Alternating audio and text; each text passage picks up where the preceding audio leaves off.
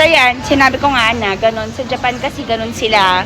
Yung mga Japanese, tsaka yung the rest of the people na living there. Since parang first world country sila, included.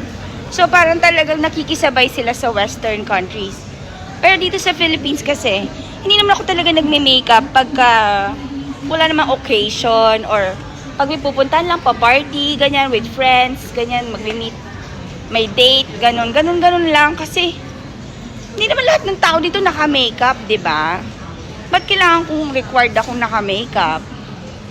So, yun, ganun lang. Tsaka kasi, ang hirap din naman na lagi ko naka-makeup tip na parang may pupuntahan ka lagi. Eh, wala naman akong pupuntahan lagi.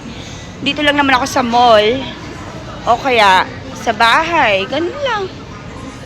Tsaka, may sakit kasi ako lagi ngayon. Kaya hindi ako masyadong nakakapag-makeup. Yun.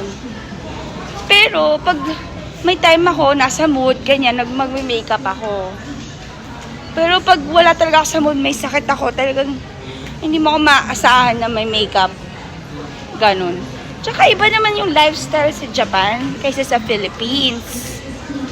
Yun ang di maintindihan ng mga tao. Tsaka, bakit ba sila nakiki-include? Di naman sila mga residente doon. Ako lang naman ang residente doon, tsaka si Luis. Diba? So kami lang yung included sa Japan. Okay, parang feeling nila ng mga ibang tao parang included na rin sila sa Japan. Nakiki-Japanese. Hindi naman sila residente doon. Diba? Kaya yun. Kaya hindi ako masyado nagme-makeup. Pero gusto ko rin naman mag-makeup. Pero depende sa mood. Ganyan. Tsaka wala naman ako ibang pupuntahan. Ganon. Pag may importante akong pupuntahan, okay lang.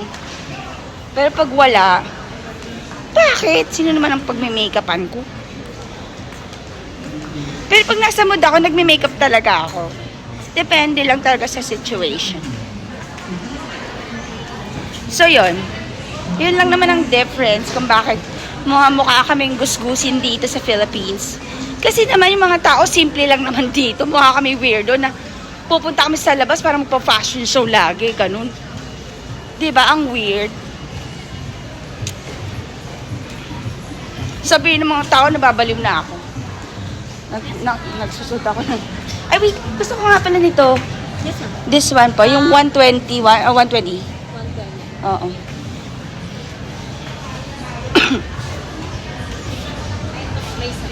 Thank you. Thank you so much, ma'am. Tama din. So, yun. Kaya minsan, talagang simple lang din yung gusto kong damit. Kasi mga simple lang yung mga tao. Mukha akong tanga dito, promise. Ang parang passion.